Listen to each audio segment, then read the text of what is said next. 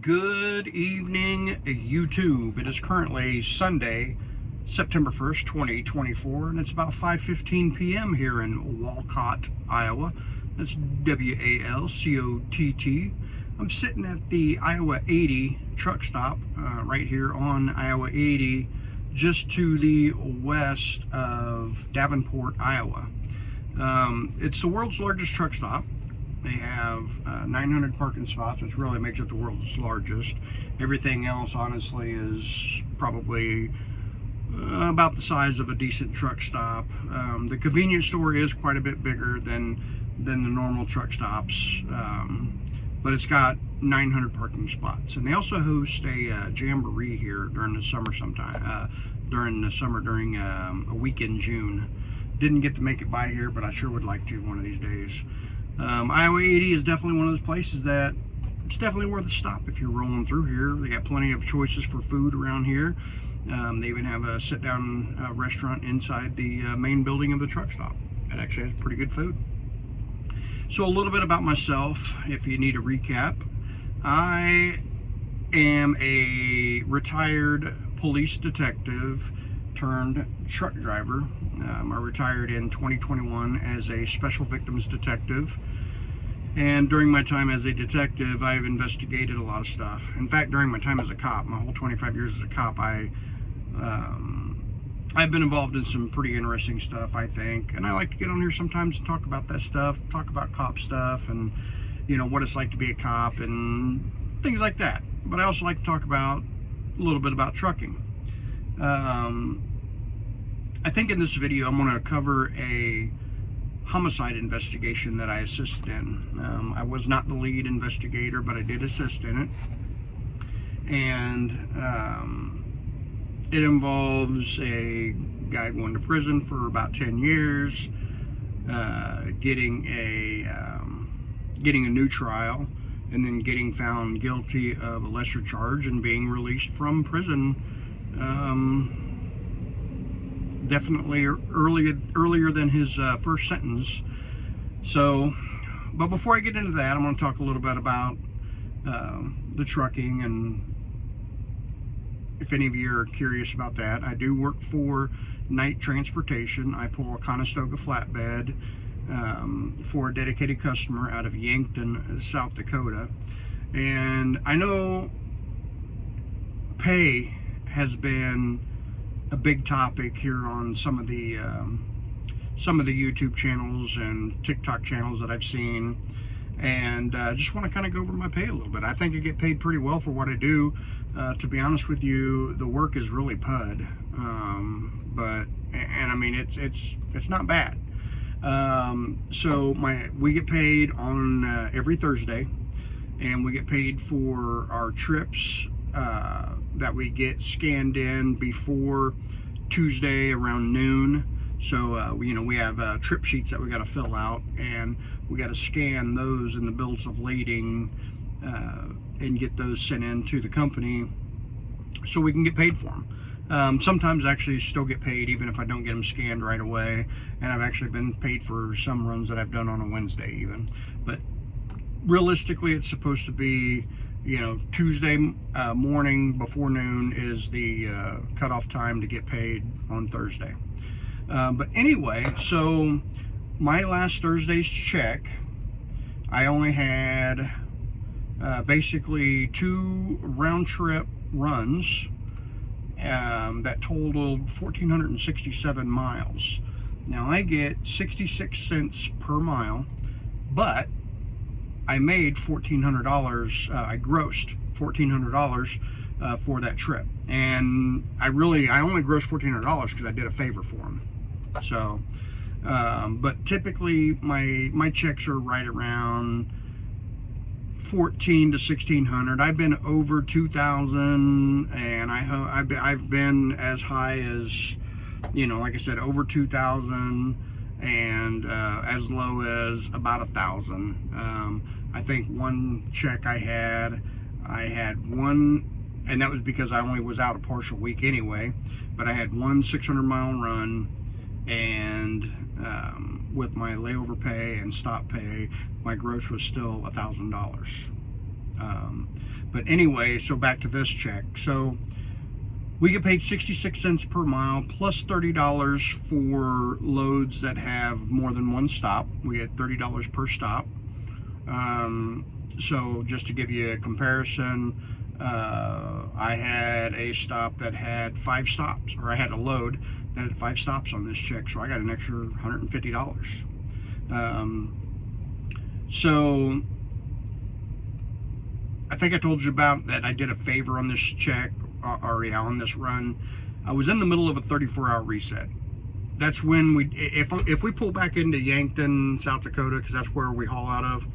If we pull back into Yankton, South Dakota, and we don't have much time left on our clocks and we have to put in a 34-hour reset, yeah, we don't get paid for that. There's actually some companies I've heard of that will pay you an extra $100 or $150 or whatever it is to do a reset out on the road instead of going home. And let me tell you, Knight is a company that they will get you home every weekend if that's what you want. And if I wanted to, I could go home every weekend. But I choose not to, because the weekends just really weren't working out for us. So what I do is I stay out a rotation of, I do about a month out and then about 7 days home. Sometimes a little longer, sometimes a little shorter, but it's usually on both ends, but it's usually around a month out and 7 days home. Like last time, I think I did about 4.5 weeks out, and I went home for 10 days because we went on a family vacation to the Outer Banks. But anyway, so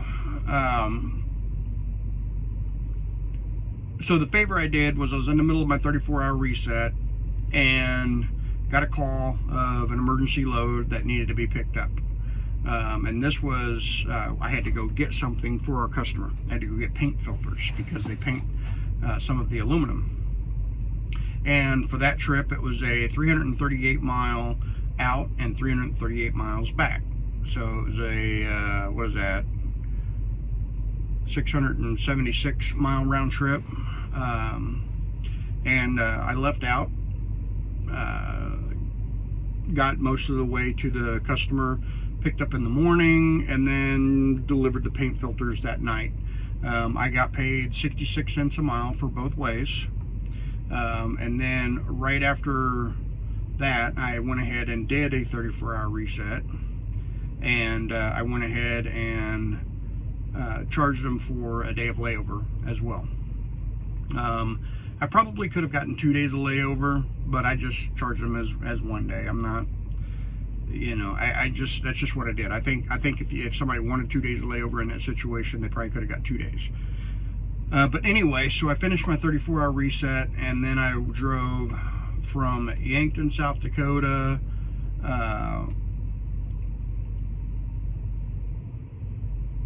up to the Minneapolis area, where I dropped off 5 loads, I had 5 customers I had to stop at, which is where I got the $150 extra. So in all that,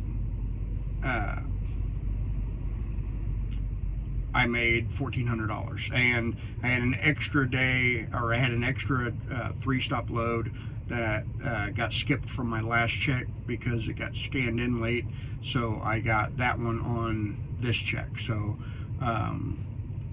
so basically I made $220 in layover, $223 to drive from Yankton, South Dakota to Walford, Iowa, which was 338 miles. I made $223 to drive from Walford, Iowa back to Yankton, which is 338 miles.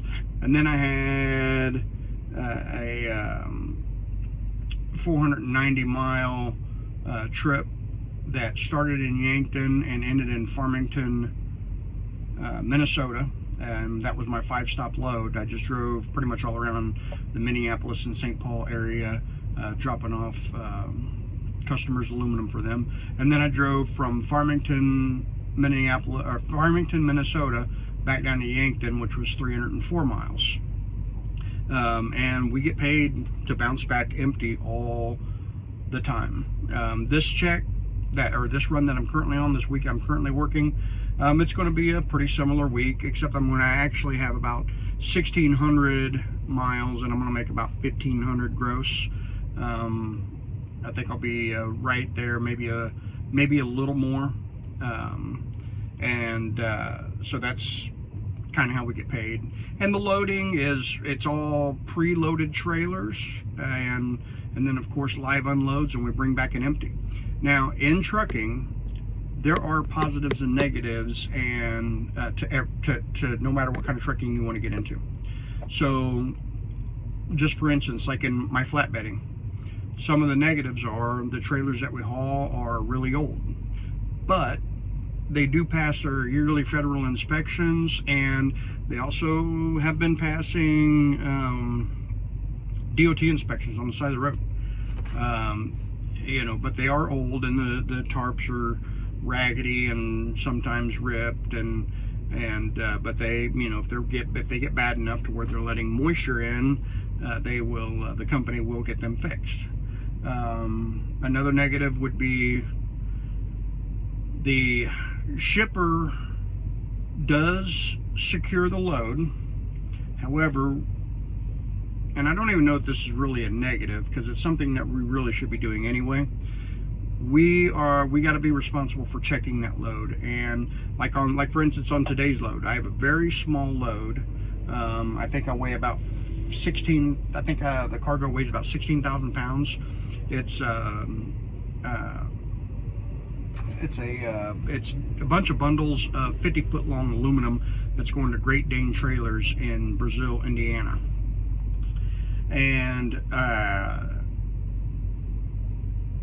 I didn't have enough straps on it. I had to throw one more strap. Big deal.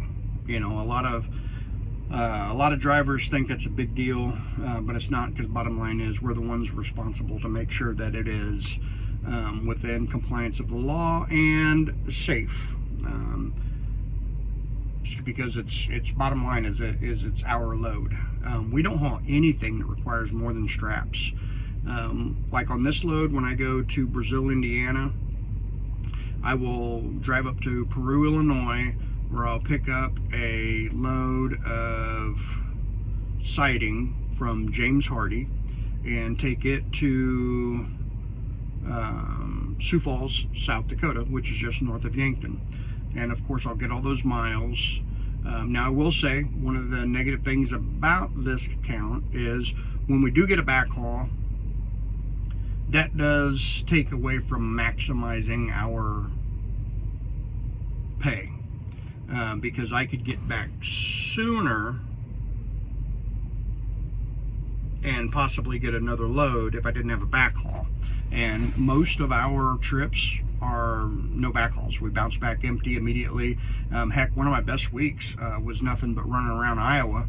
I picked up a load in Yankton, went to Iowa, and I think I talked about it on my last video, but it was made well over $2,000 that week. I think it was right around $2,300, and I just bounced. Go to Iowa with a load of aluminum, sleep at the customer, unload first thing in the morning, bounce right back empty, get back early afternoon.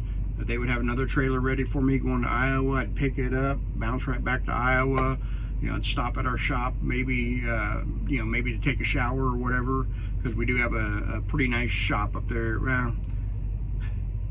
The accommodations are decent, let's put it that way. We have a little garage that we can park about 10 bobtails in during the winter, and we also have a lounge with a television and satellite TV and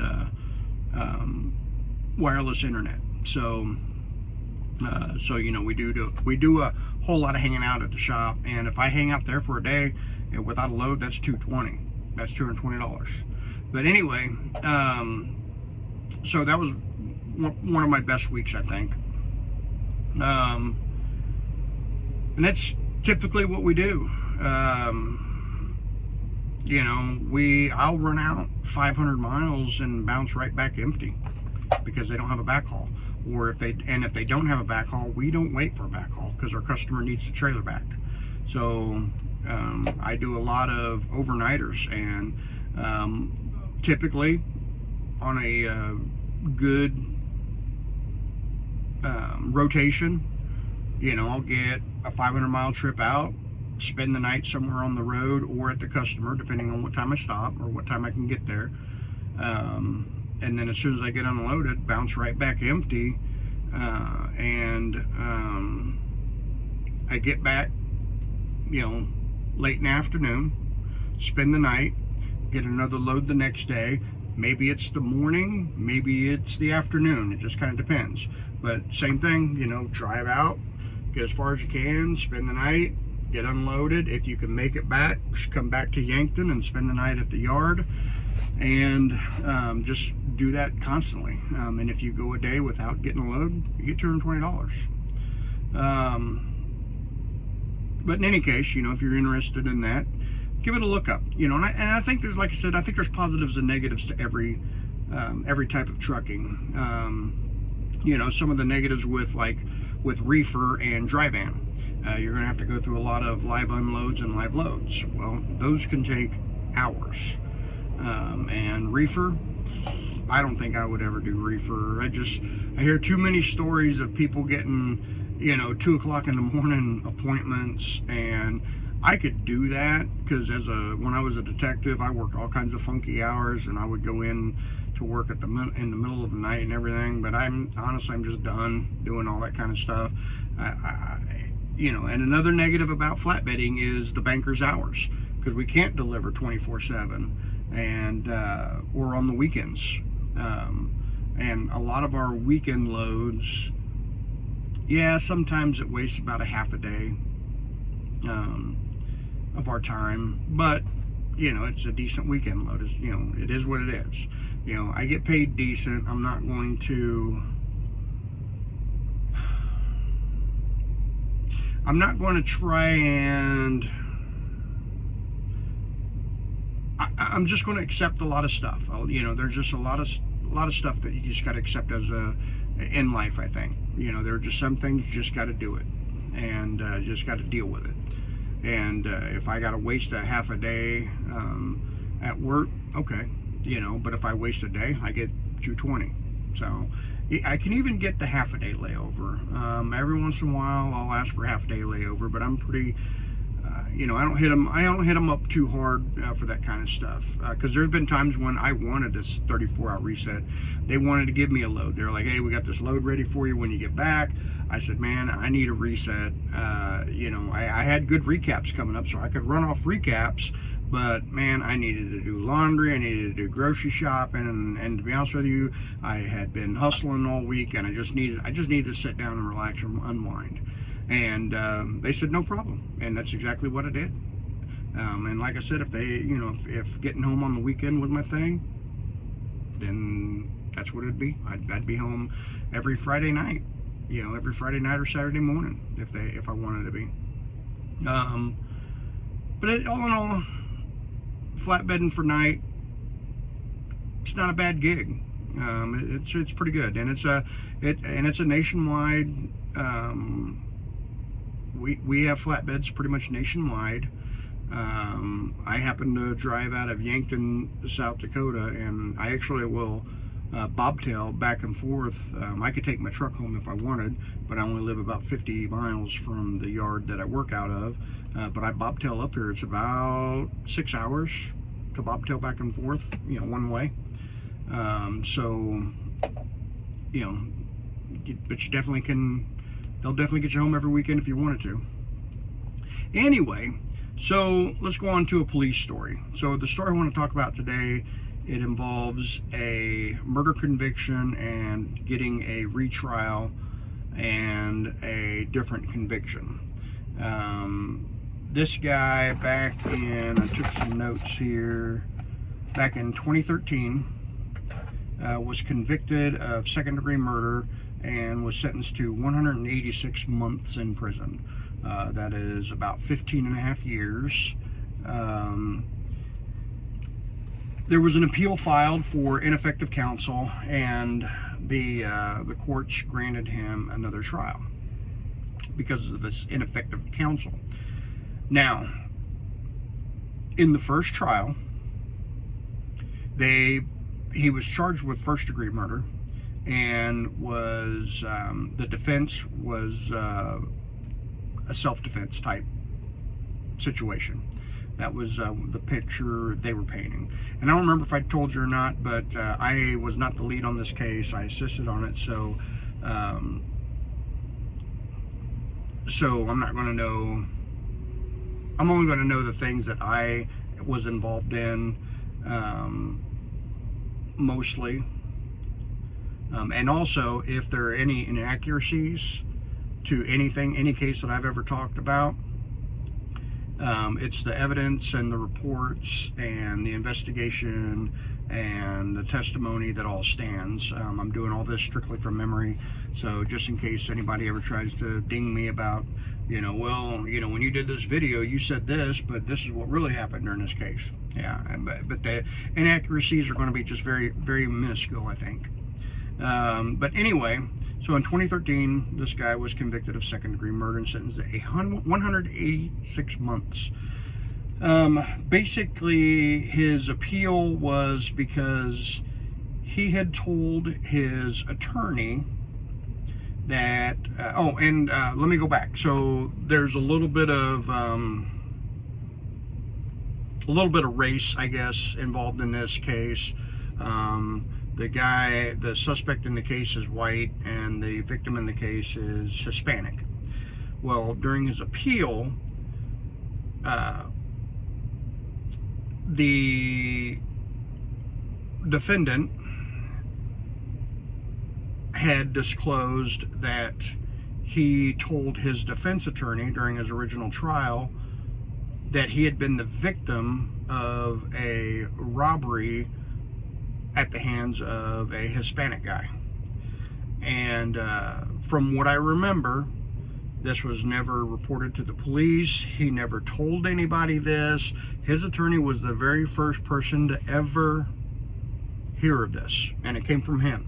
So basically, it's like, hey, attorney, I was suffering from PTSD because this Mexican guy robbed me, at gunpoint 2 or 3 weeks before. Well, his attorney didn't look into that. And you're kind of at a point of, what do you do? Because you could be stepping on some Fifth Amendment rights if the police start investigating the robbery. But in any case, his attorney didn't look into it, and the courts awarded him a new trial. Now, you would think that if there is an appeal, that the appeal would have to be talked about during the case. I thought this. I've been a detective. I was a detective for a long time. I was a cop for 25 years. I'm pretty well versed on the criminal law and criminal code and constitutional law and all that. There's a lot that I can do, that I can come up with at the drop of a hat. But there's also a lot that I have to research. There were cases that I would have to break out the statute book and make sure that I was meeting A, B, C, and D requirements, because if I'm missing C, I may not be able to arrest the person for which case I'm investigating.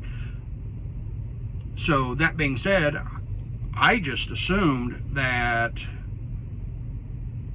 they would have to bring up the appeal, the reason they appealed for the new trial. Well, they didn't. They got a brand new jury trial, argued basically the same self-defense from what I gather, and got a conviction of involuntary manslaughter, and was released because of time served. And he had actually served 4.5 years more than if he would have been initially convicted of involuntary manslaughter. So if that makes sense. Basically he had been in prison about 10 years for that time, and if he had been convicted of involuntary manslaughter in the first trial, he would have only done about what am I drawing a blank here? About 3.5 years. Sorry, it took me a second to do the math. Usually I'm pretty quick at math sometimes, but that took me a second to kind of work backwards on. But anyway, so he then sued the state to try and get compensation for that extra 4.5 years, and was denied. I very briefly read the brief on that very briefly read the decision on that, and just saw that he was denied. And to be honest with you, I wasn't really interested in the rest. But anyway, that's that. Felt real bad for this family. Basically what happened in the case was the Mexican guy was helping a family member, I think a cousin, maybe a sister, some kind of a family member or friend, move into an apartment. And he was actually from a different city that's about an hour and a half away. 2 hours, about 2 hours away. And they had gone to the store and bought a bunch of food for her apartment. Well, they had taken a big box of juice or water or something and used that to prop open the secure door to the apartment, because they were parked right outside the secure door. And they were carrying in a bunch of stuff and coming back out and to the car, getting more and carrying it back in. I believe there were also multiple vehicles. But in any case, that's why they propped open the doors, because they were just making trips back and forth. The suspect in the case comes home, and let me go ahead and interrupt this a little bit, and tell me what you guys think about what this guy should have been charged with, and whether or not you think that us and the DA's office were on point with this, because I'm sure we sent it over as first-degree murder, and the DA's office charged it as first-degree murder. But anyway, suspect comes home. He lives there in that apartment, and there's some kind of grumbling about the juice being in the doorway, and he kicks the juice out of the way. Well, the victim in the case got into a little bit of a verbal altercation with the suspect because of the kicking of the juice, and there was some jaw-jacking going back and forth, and ultimately the suspect went inside the building and was followed by the victim. Now the victim's family, I think, kind of explained it as there was there was going to be a physical altercation between the two, and something about the suspect in this case. He was a concealed carry person and had a permit, I believe, even though I don't think he needed one in Kansas at that time, which is the state I'm from. But anyway, he gave his handgun to his family members because he didn't want to get in a physical altercation with a gun on. So anyway, he follows the suspect into the apartment building. The suspect had already made his way all the way up to his floor, and I think he lived on the second or third floor. It's a 3-floor apartment. The unit itself has probably, I don't know, 40, 45 apartments maybe, and the whole community is like a bunch of different units. But anyway, he made it up to his floor, got inside, locked his door, retrieved his rifle, told his girlfriend who was with him to lock the door behind him, and proceeded to go back out into the hallway and shot this guy as he was coming up the stairs. The suspect ended up fleeing the scene, and I think I seem to remember he attempted to hide the rifle underneath the vehicle, and I think everything was located. He was located and arrested, and ultimately charged with the first degree and convicted of the first degree and sentenced to the 186 months. Now, and the guy the victim in the case, he was just a regular Joe. Like, he wasn't nobody. And really, to be honest with you, both of them were just, like, I don't seem to remember this guy having much of a criminal history. However, now that I said that, I do remember that. So from what I was told, the reason they didn't bring up the